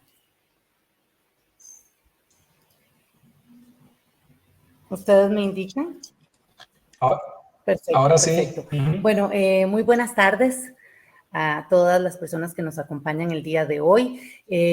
Muy buenas tardes, don Luis Paulino, don Dani, muchísimo gusto de compartir con ustedes. Mauricio, muchísimas gracias por la invitación a este importante espacio. Vamos a conversar un poco sobre las alternativas y oportunidades para el futuro del trabajo desde la economía social solidaria. Aquí en Costa Rica, pues nosotros hemos conceptualizado y hemos visto la oportunidad de generar este tipo de ecosistemas y de instrumentalización de empresas para poder hoy incentivar e impulsar un poco más estas estructuras de trabajo que, como hemos visto en ambas exposiciones pasadas, pues Costa Rica se une a este gran margen de países que no solo estamos en procesos de desigualdad altos, sino que también no estamos hoy analizando, no solo en una prepandemia, sino en una pandemia, cuáles serían los aspectos importantes para poder integrar hoy a los modelos de negocio y que puedan solventar las necesidades de toda una población. Primero vamos a hablar del concepto de la economía social solidaria. En este caso voy a hablar del concepto universalizado y conversado desde el Organismo Internacional del Trabajo, la OIT, y se refiere a que es un concepto paraguas que designa a empresas y organizaciones de economía social y solidaria, en particular cooperativas, mutuales, asociaciones, fundaciones, empresas sociales, que tienen características muy específicas en temas de servicio y conocimiento y a la vez persiguen objetivos tanto económicos como sociales, promoviendo la solidaridad. Es un término que se ha estado utilizando en distintos organismos a nivel mundial y que pues hoy se está trabajando no solo en apoyo a poder solventar todo el déficit y carencias y demás que han conversado los compañeros en términos laborales, sino también en poder llevar a una sociedad, a un mundo más equitativo e igualitario. Los datos y cifras de la economía social solidaria a nivel mundial, vemos que las cooperativas proporcionan alrededor de 100 millones de empleos. Eso es más o menos el 20% más de las empresas multinacionales. Esos son datos importantes y que tenemos que tener claros a la hora de conversar desde esta instrumentalización de economía social. Resultados de diferentes censos, en este caso sobre cooperativas, nos hablan de que existen alrededor de 761.221 cooperativas y asociaciones mutuales. Eso genera más o menos 813.5 millones a nivel de miembros, 6.9 millones de empleados, 18.8 billones de dólares en los Estados Unidos en activos, 2.4 billones de dólares en ingresos brutos anuales. En la Unión Europea, más de 207.000 cooperativas eran económicamente activas antes del 2009. Estas empleaban alrededor de 4.7 millones de personas y contaban con 108 millones de miembros. En el 2010 también estas organizaciones empleaban a 8.6 millones de personas y representaban un 4% del PIB, y sus miembros comprendían el 50% de los ciudadanos de la Unión Europea. La economía social y solidaria también en su conjunto provee un 6.53% del total del empleo remunerado en la Unión Europea. Y alrededor también de 14.5 millones de empleo. En Brasil también, ya viniéndonos a nuestro continente, en Brasil hay más de 3 millones de personas que trabajan de manera asociativa en iniciativas de la economía social solidaria, y según el segundo censo nacional sobre economía social en Brasil, concluyó también en el 2014 que las cooperativas en Argentina, Brasil, Indonesia y Kenia empleaban alrededor de 250.000 y 300.000 personas en cada país. Costa Rica no es un país aislado en esto. Costa Rica fundó una gran parte de su economía en los años 40, 50 y 60 en la construcción de cooperativas. Hoy tenemos alrededor de 450 cooperativas, más de 450, y que están agremiadas en 1 millón de personas, 1 millón de costarricenses. Somos los que nos vemos beneficiados por este tipo de modelo de negocio. También podríamos sumar el empleo. Estamos desde la Cámara Nacional de Economía Social Solidaria, donde yo soy la directora ejecutiva, hemos estado generando análisis para ver el impacto real en materia de empleo, ya que aquí no hemos contado con cuentas satélites que puedan determinar no solo el ingreso al PIB de la economía social en Costa Rica, sino también en materia de empleo, y hemos estado pues generando esos estudios y suman alrededor de 150.000 empleos en Costa Rica. La economía social, aquí también tenemos un concepto más personalizado y también pues trata de este conjunto de actividades empresariales realizadas desde el ámbito privado por diversas entidades y organizaciones para este interés colectivo de personas. Características: actividad productiva, la asociatividad, el principio democrático, las organizaciones privadas y de arraigo sectorial y principios de equidad, transparencia, sostenibilidad, entre otros. Las ventajas de la economía social solidaria. Aquí en Costa Rica la llamamos economía social solidaria. Es ahí pues no la terminamos comiendo y unimos ambas sincronías para generar esa sostenibilidad real que queremos integrar al ecosistema empresarial costarricense. ¿Para qué? Para crear trabajo decente, distribuir riqueza, combate la pobreza y la desigualdad, dinamiza el mercado interno. Importante ahora que Dani pues hablaba del tema de exportación. También tenemos economía social solidaria exportando, pero siempre con miras al impacto comunal y territorial de sus diferentes regiones. La formalización, lo decía don Luis Paulino, hemos tenido un alto crecimiento en empleos informales y también en autoempleos que hoy no están contribuyendo y pues que también se ven en condiciones de desigualdad. Se fomentan encadenamientos productivos, fortalece el diálogo social, ya que son empresas que representan a grupos de personas, promueve la participación de las mujeres.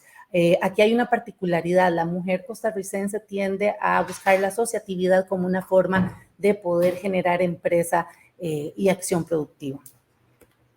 ¿Quiénes integran la AES en economía social solidaria? Los sindicatos con actividad productiva, cooperativas tradicionales y de autogestión, fundaciones, asociaciones solidaristas, asociaciones de pequeños productores, sociedades anónimas, sociedades civiles, asadas. La figura de las asadas en Costa Rica es una figura de una organización asociativa, la cual tiene el manejo de parte del Estado, que el Estado pues le provee del manejo del recurso hídrico. Existen alrededor de más de 500 asadas en el país para el manejo del recurso hídrico en las comunidades. Asociaciones de desarrollo con actividad productiva, este es un modelo muy interesante, es un modelo que va muy de la mano con los gobiernos locales de las comunidades aquí en Costa Rica y pues que también implementan el poder apoyar en acciones desde este grupo de personas a temas no solo de recreación, sino de incentivo y demás en materia turística. Han estado hoy muy integradas las asociaciones de desarrollo. Las tres dimensiones importantes de la economía social solidaria. Tenemos la dimensión económica y empresarial, que es fundamental, la dimensión participativa y la dimensión social con objetivos y limitación en la distribución de recursos. Esto porque es importante que lo veamos, porque cuando vamos a hablar de la estructura del trabajo y de los nuevos roles que se están requiriendo, este nuevo mundo debe integrar con esas tres visiones que también se pueden sumar mucho al elemento de la triple utilidad que se ha estado utilizando en materia de responsabilidad social, que son dos cosas completamente distintas, pero que al final de cuentas las organizaciones de economía social intrínsecamente tienen ligada ese impacto de rentabilidad social que generan en su empresariedad. El impacto territorial en materia de buenas prácticas generan territorios sostenibles, desarrollo territorial y local, compromiso con el ambiente, seguridad alimentaria, negocios solidarios, inclusión social de poblaciones vulnerables, generación de trabajo decente, ecosistemas locales de negocios y cadenas cortas de valor, circuitos de comercio local, bienestar humano, salud, educación, recreación, arte y cultura. En Costa Rica tenemos el ejemplo de las cooperativas de salud, que son las que colaboran con la tercerización de servicios por medio de la Caja Costarricense de Seguro Social en pequeñas clínicas que se encuentran en las comunidades. En este caso son 4 cooperativas que hoy con la pandemia pues también han colaborado fuertemente y han estado en esa primera línea. Quiero presentarles las estructuras de las organizaciones de economía social solidaria. ¿Por qué? Porque esto es importante para poder entender hacia dónde debemos desplegar realmente los esfuerzos de innovación a la hora de plantearnos una empresariedad asociativa. Esto requiere de esta base que nosotros unimos de personas, de colectivos, compuesta por una junta de socios o consejo de administración según se requiera, otros cuerpos que también se generan desde esas bases asociativas y la administración de la organización. Entonces, si vemos en un efecto piramidal de este organigrama, podríamos entender que la base asociativa puede formar parte de este gran ecosistema, pero también tenemos esa parte de administración de la organización que requiere de potencial, de talento humano y de personas que puedan estar hoy generando ese gobierno corporativo indispensable para que sean empresas pues exitosas y que siempre mantengan ese aspecto de social, real de estas organizaciones. Una vez visto pues qué es economía social y cómo lo estamos nosotros abordando desde Costa Rica, la economía social solidaria es uno de los aspectos más importantes que hemos estado pues promoviendo para el mundo del trabajo.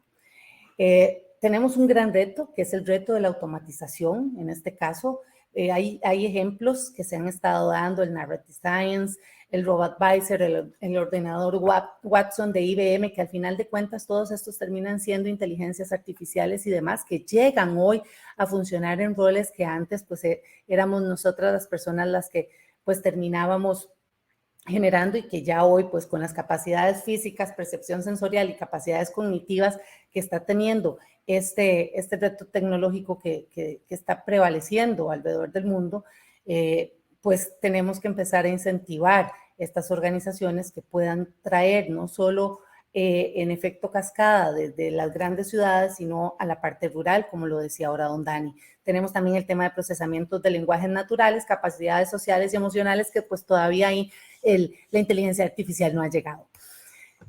Esto requiere un nuevo contrato social. Nosotros hemos hablado desde la economía social solidaria de Costa Rica que esto requiere de entender que pasa por una serie de condiciones ideales para la generación del bienestar y de la eliminación de las brechas de desigualdad que existen tan fuerte y que crecientemente pues los modelos de desarrollo económico no han sido y no han potenciado esa eliminación. Por el contrario, lo vemos desde una solidaridad sostenible, desde encadenamientos productivos, un consumo de lo nuestro, una apropiación real del cuidado y demás, el comercio justo, derecho a la salud universal, la seguridad alimentaria y nutricional y la igualdad de género. Estos son pilares para poder incentivar y promover esta economía social como generadora de trabajo, autoempleo y emprendimientos. Otro de los grandes retos que están teniendo y que estamos teniendo las organizaciones de economía social solidaria es el cambio climático. Los sectores agroindustriales que representan un gran porcentaje de las organizaciones de economía social solidaria de Costa Rica, formales y registradas, y también en zonas costeras, no han sido apoyadas o no se han visto dentro del beneficio de la política pública para poder mitigar y compensar mediante estrategias definidas en sus actividades productivas anticipadamente. Hay una competencia en un mercado cada vez más amplio, especializar y se ha especializado y diversificado actividad productiva para que brinde un valor único. Eso ahí en las organizaciones de economía social hemos tratado de sostener esta innovación, este llamado, y a crear una experiencia también, no solo para sus bases asociativas, sino para sus clientes, la innovación aplicada desde un modelo de negocio. Lo conversaba don Luis Paulino ahora en ese gran análisis de la Costa Rica de antes a la que estamos viviendo. Definitivamente el modelo de negocio con los cambios estructurales que se realizaron en los años 90, principios del 2000, adicionalmente al ingreso de la inversión extranjera, no se modificó ni se pudo compensar realmente dentro de las organizaciones que ya estaban establecidas de base y asociativas como poder competir adecuadamente. Entonces ahí es donde estamos viendo la creación de nuevos productos, nuevos servicios, nuevas estrategias y forma de poder ingresar a esta cultura de innovación en la empresa. La industrialización, la apertura de las fronteras, el nearshoring, de lo que se está hablando, la robotización, la globalización, la manufactura y la mano de obra, cada vez que es más barata, y la precarización laboral es un reto para los pequeños empresarios para poder competir con un sistema industrial cada vez más fortalecido. Y, por supuesto, lo ha conversado don Luis Paulino, la economía, las repercusiones para Costa Rica que se encuentran relacionadas hoy con la afectación a buenas prácticas de la situación económica en general y de sus socios comerciales también. Aquí tenemos diferentes tratados de libre comercio que en otras oportunidades hemos conversado que deben ser nuevamente analizados para que vayan en la línea que hoy necesitan muchísimas organizaciones, no solo de economía social, sino también de pequeñas y medianas empresas, pymes, que hoy lo están requiriendo y necesitando. ¿Qué podemos hacer en este espacio de desarrollo de nuevos roles de trabajo desde la economía social? El emprendimiento es uno de estos, con un clima de negocio positivo, con un fortalecimiento de las capacidades institucionales, desarrollo de capacidades, modelos asociativos, lo decía don Luis Paulino, también la búsqueda en materia de la economía de los cuidados, donde ahí podríamos estar hoy visibilizando y capacitando a muchísimas mujeres que puedan no solo insertarse en empresas, sino también poder potenciar redes de cuidado, albergues, centros de recreación, no solo para niños, adultos mayores y personas en condición de discapacidad. Tenemos un gravísimo problema, es el tema de financiamiento. También los compañeros se refirieron a esto. Empezar a crear una banca más ética. En Europa ustedes tienen conocimiento real de lo que banca ética funciona para poder emprender hoy adecuadamente y creer en aquellos proyectos que podríamos estar insertando a todas estas personas que están fuera del mundo de los trabajos. La articulación productiva y los accesos a mercados, la innovación, lo hemos hablado, desarrollo tecnológico y calidad.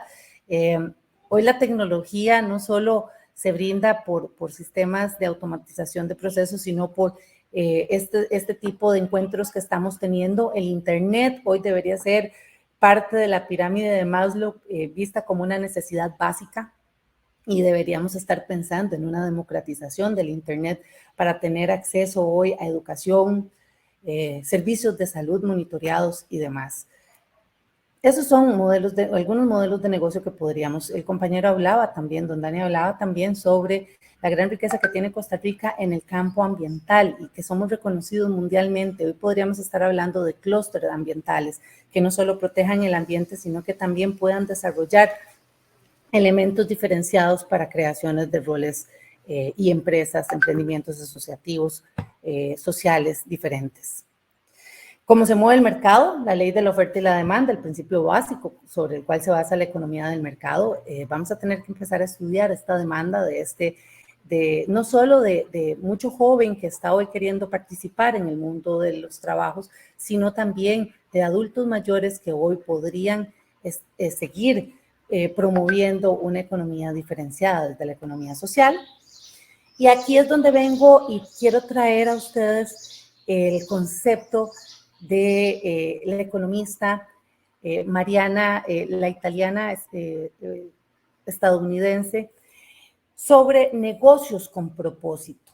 El negocio con propósito se desarrolla dentro del aspecto de emprendimiento social, sobre el entender que hay otra manera de hacer empresa, distinta a esta típica, pero que de pronto educativamente no nos llevan a capacitarnos ni a generar las competencias adecuadas para poder generar estos emprendimientos sociales, pero que realmente puedan promover ese desarrollo comunal que se necesita en los sectores más vulnerables de las poblaciones. En Costa Rica tenemos la mayoría de fuerza laboral integrada en el gran área metropolitana y se descuida un gran porcentaje de estos 51,000 kilómetros que es Costa Rica.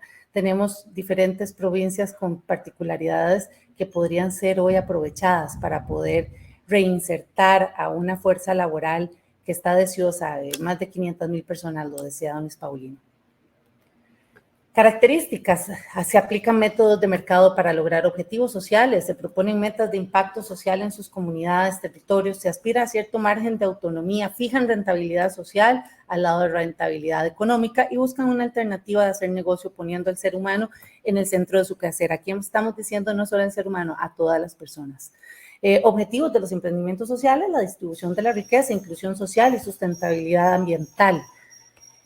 Soluciones o oportunidades, en este caso que nosotros queremos ver con respecto a integrar este mundo de los trabajos desde la economía social: el ser resilientes, la automatización de procesos debe ir de la mano con la creación de nuevos roles donde las personas estemos involucradas, la liquidez, lo decíamos antes en materia de financiamiento, el comercio en línea, y les voy a poner el ejemplo de una cooperativa muy nueva en Costa Rica, es la cooperativa del Mercado Borbón. El Mercado Borbón fue uno de los primeros mercados en el área metropolitana, un mercado donde unía a más de 280 chinameros, como les dicen ellos, y aquí se veía todo un ecosistema interno valioso, no solo de comercio, sino también cultural y social.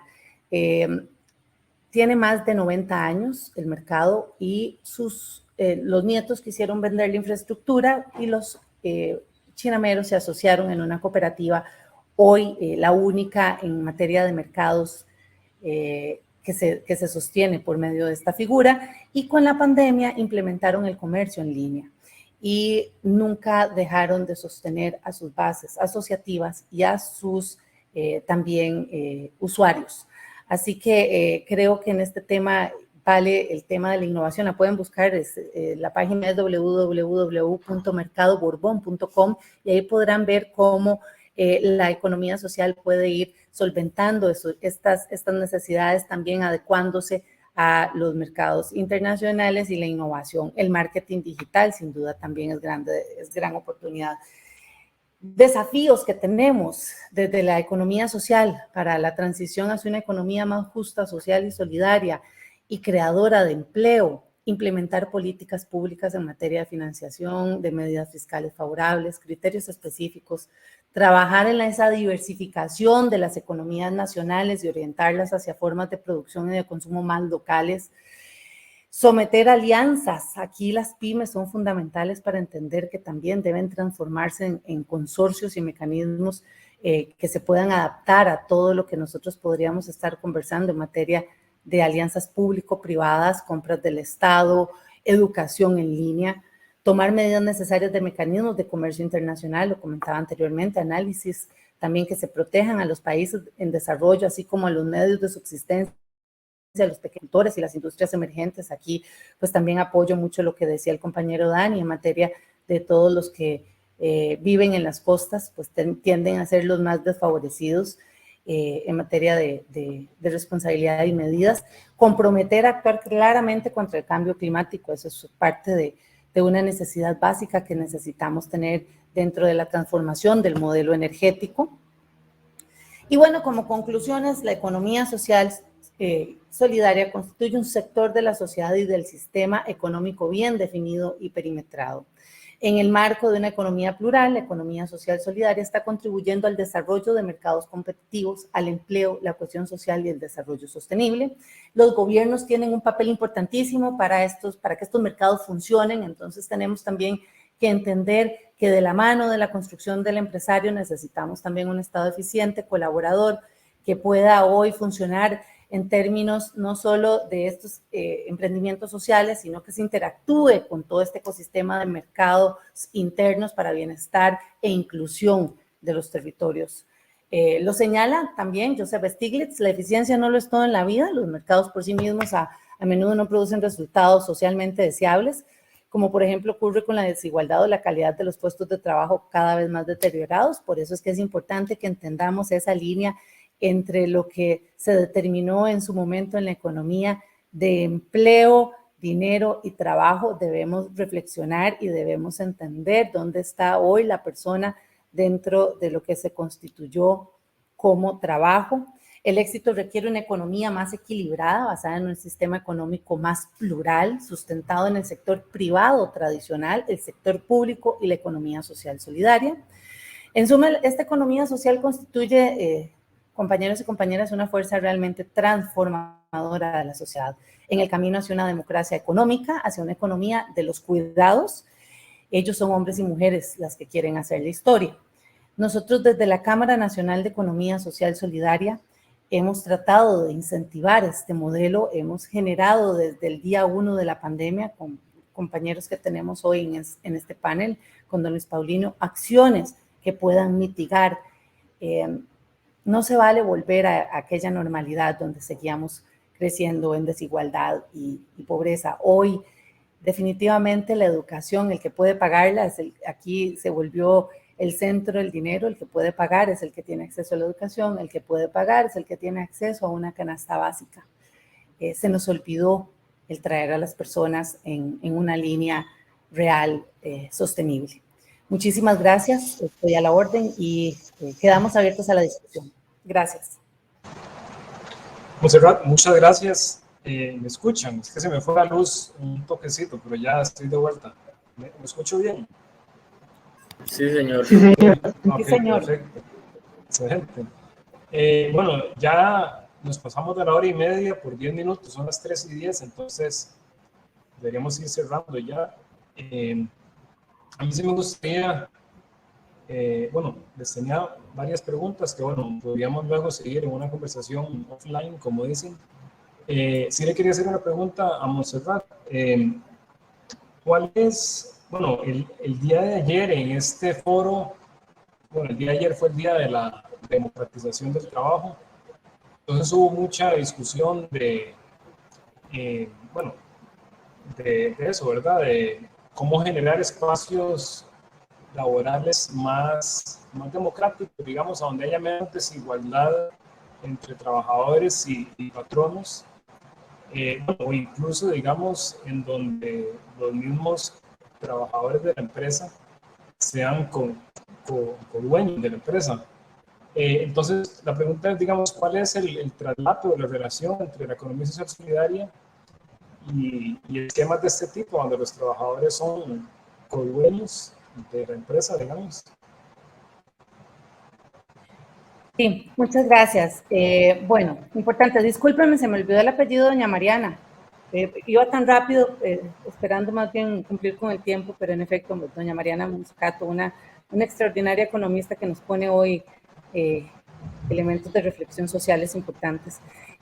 Bueno, cuando nosotros hablamos de temas de democratización, obviamente la economía social ingresa a ser puntual en que genera autoempleos. Y tenemos el caso de cooperativas autogestionarias que son dueñas, que son son esas figuras donde los asociados son no solo dueños, sino los empleados de esa cooperativa, los trabajadores de esa cooperativa. Aquí en Costa Rica hay un ejemplo de una cooperativa de autogestión muy exitosa, que es Copesa. Es una cooperativa que está en manos de técnicos y técnicas también, de todo lo que es el arreglo en el aeropuerto Juan Santamaría, de todo lo que son naves y demás, y este tipo de tecnología también aeronáutica muy interesante. Generan hoy 600 empleos, pero no solo el empleo, sino que ellos son dueños de Copesa. Vemos esa figura importante también desde la asociatividad, desde las organizaciones 218. Ahí también tenemos ejemplos de participantes dentro de estas figuras concretas de poder generarse ellos, y por eso lo hablábamos en tema de apropiación, Mauricio, porque definitivamente la economía social puede brindar ese espacio, ese paraguas, como lo dice la OIT, para poder gestionar adecuadamente una empresa asociativa con colaboradores dueños de esas figuras. En materia ambiental también estamos incentivando muchísimo eso, y en las asadas pues también. Bueno, excelente, muchas gracias.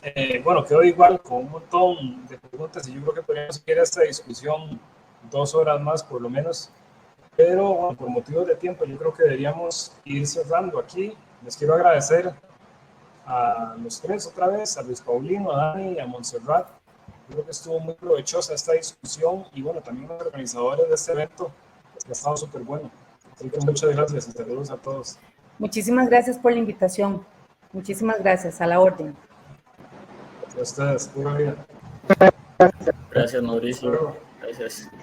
Y a Just te quiero dar las gracias por el apoyo y muchas gracias. Muchas gracias, a la orden. Hasta luego, don Luis, don Dani, hasta luego. Hasta luego. Igual, hasta luego. Un gusto haberles visto su fuera por aquí. Hasta luego. Sí, igualmente, querido señor, hasta luego. Bueno, hay una pregunta, tal vez podríamos hacer una pregunta de Stuart, que acaba de hacerla para Dani, era. Okay. Dice Stuart que si considera, Dani, un plan de empleo garantizado, que si considera que esto podría utilizarse para mejorar la protección de la riqueza biológica de Costa Rica. El plan de empleo garantizado, pues definitivamente nosotros, digamos, en FECOM hemos reflexionado sobre la necesidad de, pues, hay temas de economía ambiental que hay que fortalecer. Un tema que no da tiempo a ampliarme es la recaudación mediante, pues, una revalorización del agua que en este momento está, pues, desvalorizada en gran medida y está siendo sobreexplotada. Es parte de una de las causas de los problemas ambientales que tenemos hoy. es la baja recaudación que está haciendo el Estado y que en este momento está a punto de hacer cierres técnicos de instituciones como el SINAC, que reciben recursos de esta fuente, pero que no está recibiéndolos por baja valorización. Entonces, creemos que pues, aumentar la recaudación, recursos de una forma justa como el agua, podría pues, potenciar digamos, la oferta pública de trabajo en la protección ambiental misma, digamos, no solamente a través del Sistema Nacional de Áreas de Conservación, sino otras figuras participativas para las comunidades y que pues, fortalezcan esta imagen realmente del país que protege en la práctica y no solo en la palabra, digamos, el territorio, y pues que también puede potenciar otro tipo de economías locales si se recanalizan. Personalmente, el concepto de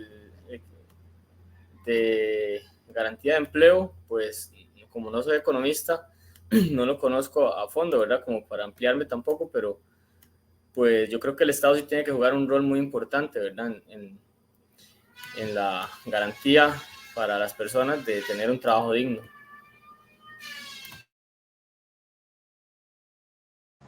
Muy bien, muchas gracias. Bueno, ahora sí, yo creo que ya podemos ir cerrando. De nuevo, muchas gracias a los tres. Ahí seguimos hablando.